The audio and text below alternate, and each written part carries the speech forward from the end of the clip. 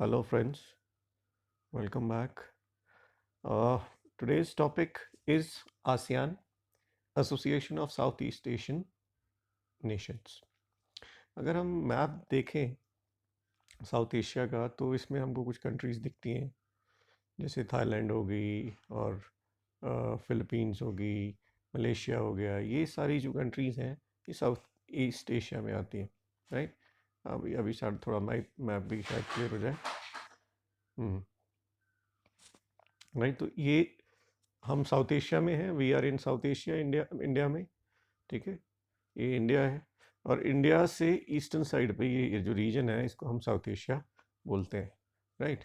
सो अब हमारा इसमें आज हमारा जो टॉपिक है वो साउथ एशिया की पॉलिटिक्स के बारे में ही है। देखिए, अगर हम साउथ एशिया की बात करें तो साउथ एशिया की सिचुएशन भी वैसी थी जैसी इंडिया की थी लगभग, क्योंकि यहाँ पर भी रिपीटेड कलोनियलिज्म हुआ जिसमें कलोनियल पावर्स ने जो इस एरिया के नेशंस थे उनको अपना गुलाम बनाया हुआ था, जिसमें जो कलोनियल पावर्स थी वो यूरोपियन पावर्स भी थी और जापानीज़ भी थी।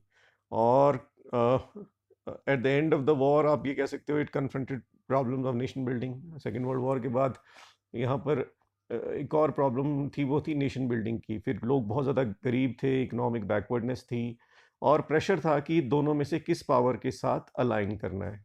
ठीक है, तो ये एक बड़े मतलब इस बड़ा अच्छा इसमें लिखा है कि एक परफेक्ट रेसिपी थी कन्फ्लिक्ट की।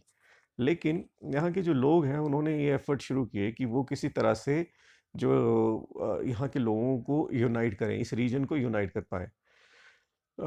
For this, efforts at Asian and Third World unity, such as Bandung Conference and the Non-Alignment Movement, were ineffective. इसके अलावा जो साउथ एशिया में एफर्ट्स हुए जिसमें नॉन अलाइन मूवमेंट भी था और बैंगनिंग कॉन्फ्रेंस थी। इन नॉन अलाइन मूवमेंट के बारे में हम फर्स्ट चैप्टर में पढ़ चुके हैं। ये उतने सक्सेसफुल नहीं हुए इस रीजन में, इस उनकी कन्फ्लिक्ट और उनकी प्रॉब्लम्स को सॉल्व करने में। देयरफॉर साउथ एशिया में एफर्ट शुरू हुए to create a regional organisation जिसका नाम था Association for South East Asian Nation. Establish हुई 1967 में। शुरुआत में 5 कंट्रीज थी, राइट, जिसमें आप ये कह सकते हो ये आपकी कंट्रीज थी Indonesia, Malaysia, Philippines, Singapore and Thailand. इन्होंने एक डिक्लेरेशन साइन किया जिसको कि हम बैंकॉक डिक्लेरेशन कहते हैं, right. I am trying to highlight it for you.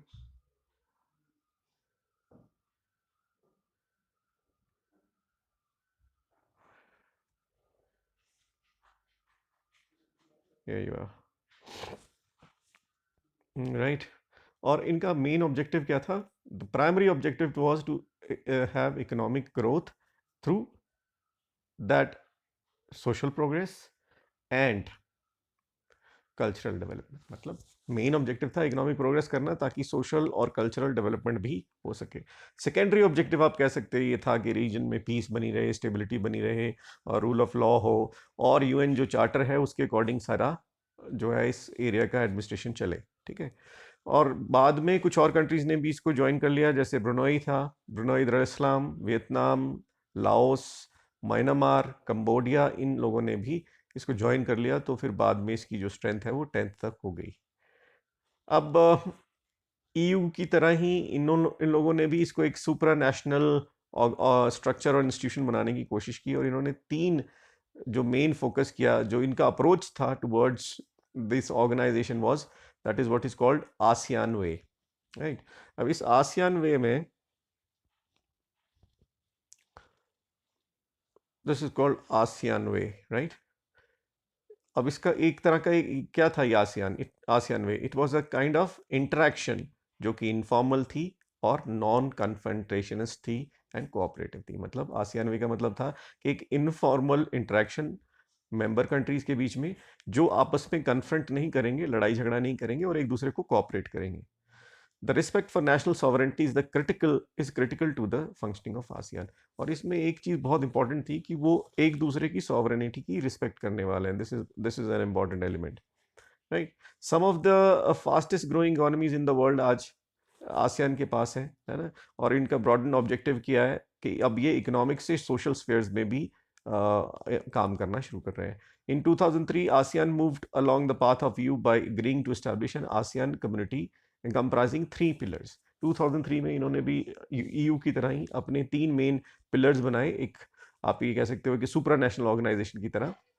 इसमें था ASEAN security community, ASEAN economic community and ASEAN socio economic community, मतलब 3 ऑर्गेनाइजेशंस बना दी जो अलग अलग फंक्शंस जो है वो परफॉर्म करेंगी।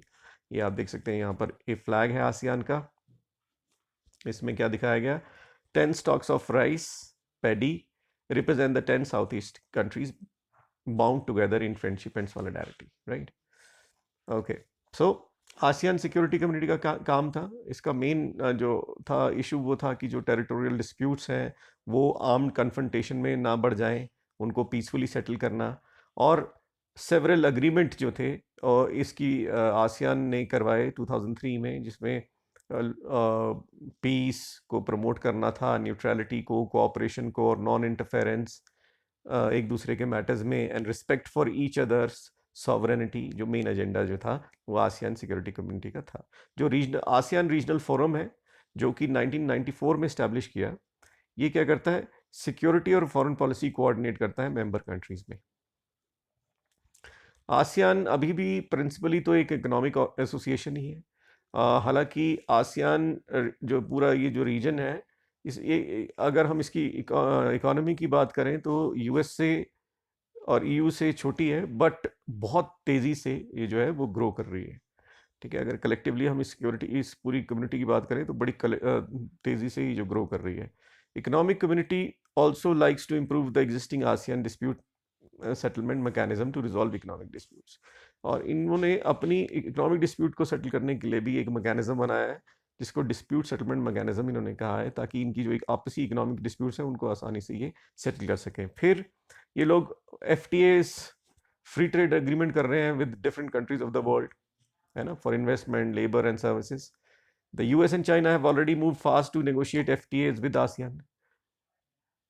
USA ने ऑलरेडी और चाइना ने already FTA free trade agreement इनके साथ साइन कर लिए हैं, because they know that these are one of the fastest growing economies in the world, और उनसे उनको फायदा हो सकता है।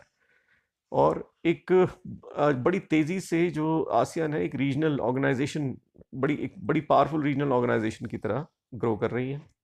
इनका जो विजन 2020 है वो आसियान को एक आउटवर्ड लुकिंग रोल देता है, जिसमें कि ये इंटरनेशनल कम्युनिटी में बड़ा इंपॉर्टेंट रोल प्ले करना चाहते हैं।